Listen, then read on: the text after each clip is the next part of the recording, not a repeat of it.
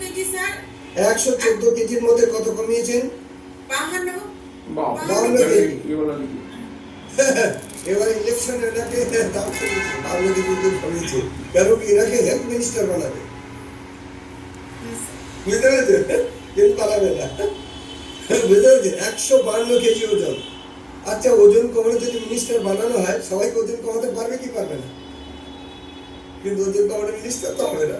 কেন ভারতবর্ষ হচ্ছে সব থেকে ওয়েট রিলেটেড মেডিসিন বাইরে থেকে খায়, যে ডিজিজগুলো আসছে তার জন্য জিডিপি অনেক হাই। বুঝতে পেরেছেন? কিন্তু সরকার করুক আর না করুক, আমার বাড়ির সরকার আমি ঠিক, আমি যদি বিমারি করি সরকার কিছু করবে না, আমার লাইফ নষ্ট হয়ে যাবে, আমার ছেলে মেয়ের লাইফ, তাহলে আমাকে জন্য 52 কেজি ওজন কমা যেতে হাততালি কেমন হবে? 52 মতো হবে না? আপনারা এত দুঃখী বাবা, উপরওয়ালা তো ইংলিশই বলবো আপনাদের। Very good. আচ্ছা, কালকের জন্য রেখে দিয়েছে, ভেরি গুড। অনেক মধ্যে স্টার্টিং করছে, স্যার কালকের জন্য রেখে দিয়েছে, ভেরি গুড, ওকে।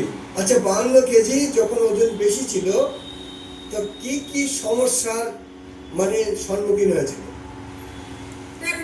হাঁটাচলা করতে পারতাম না, হাঁটু ব্যথা ছিল, গোড়ায়। আচ্ছা, এখানে যারা আইডিয়াল ওয়েট, এক মিনিট, 52 কেজি কোনো ছেলে কি মেয়েকে যদি চাপানো হয়, নামানো হবে না 3 দিন, ওর অবস্থা কি হবে বলো? কত বছর ধরে এরকম বলছিলেন এটা? 10-12 বছর স্যার। 10 থেকে 12 বছর। তার মানে আমি কালকে আমার মেয়ের সঙ্গে বলছিলাম, মেয়ে মানে এমন এমন ডিজিজের কথা বলে, এমন এমন অর্গানের কথা বলে। আমি ওই শরীর এত পাওয়ারফুল, পৃথিবীতে মানুষকে সব থেকে বেশি পাওয়ারফুল বানিয়েছে। যদি না হয়, একটা ছোট্ট মানুষ কয়েক হাজার কুইন্টাল ফ্লাইট উপরে তুলে নেয়, এত পাওয়ার। তো মানুষ হচ্ছে উনি 52 কেজি এক্সট্রা ওজন নিয়ে 10-12 বছর ধরে বেঁচেছিলেন। তো যে কোনো পরিস্থিতিতে, যে কোনো জায়গায় মানুষ পরিস্থিতিতে বাঁচতে শিখেছে। ওকে। তো 52 কেজি ওজন কমানোর পরে কি কি আরাম লাগছে? স্যার এখন আমি হাঁটাচলা করতে পারি, সংসারে সব কাজকর্ম করতে পারি, নিজের বডিতে এক্সারসাইজ করতে পারি। আমার পা মুখের মতো কেটে গিয়েছিল, সেগুলো এখন আমি সোজা হয়ে গেছে। আমার নিজের শরীরে যা যা অসুবিধা হচ্ছিল সেগুলো থেকে আমি ভালো হয়েছি। এখন আমি আগের থেকে অনেক ভালো আছি। এখন আমি হাঁটাচলা করতে পারি, ট্রেন বাসে চাপতে পারি, হ্যাঁ, নিজের সব কাজ করতে পারি। এনার্জি না থাকায় সংসারে কোনো কাজকর্ম করতে পারছিলাম নি, রান্না বান্নাও করতে পারছিলাম নি। আমার রাতের খাবার বাইরে থেকে আসছিল, এখন আমি রান্না বান্নাও করতে পারি। হ্যাঁ, এখন 6 বছর আমি রাতে ঘুমাইনি স্যার, এখন আমি ঘুমও ভালো হয়। আগের থেকে আমি অনেক ভালো আছি স্যার।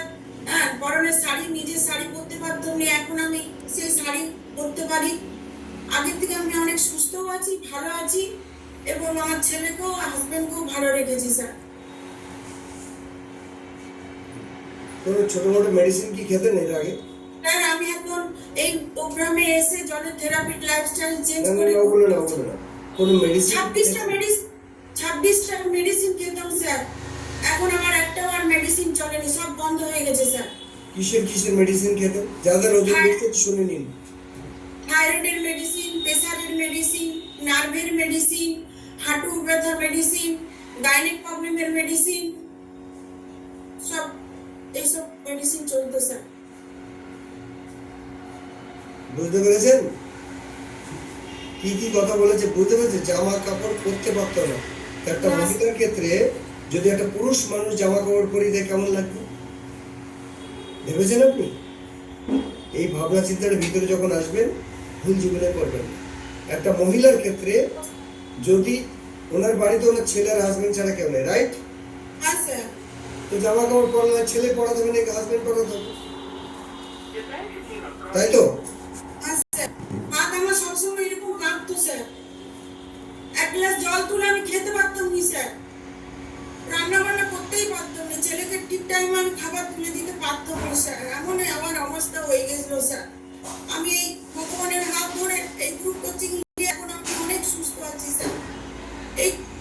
এই অবস্থাতে আমি একদম মৃত্যুর মুখে পা দিয়ে দিয়েছিলাম স্যার, একবারে শোচনীয় অবস্থা হয়ে গেছিল। এইবার বলুন, ভদ্র মহিলাকে যদি যিনি নিয়ে এসেছে, যেই নিয়ে আসুক না কেন, যদি না বলতেন, না নিয়ে আসতেন, তা আজকে লাইভ কেমন হতো? এটাকে আবার কে লাগিয়েছে? সরিয়ে দিন। কি হতো? ফটো দেখাতে হবে, ফটো দেখে নিয়েছে। তুমি তো কোচ, কোচের আশীর্বাদ পাচ্ছে কিনা পাচ্ছে তাই বলি। তাহলে স্যার সকাল হলে ওনাকে আমি আগে স্মরণ করি, তারপরে আমি ঘর থেকে বেরাই স্যার। উনি না আমার পথ দেখিয়ে দিলে আমি আজ বাস্তব নতুন জীবন পেতাম নি স্যার। আমার ছেলে পুরো একদম ইয়ে হয়ে যেত। আমার ছেলে কান আমার মাকে বাচ্চা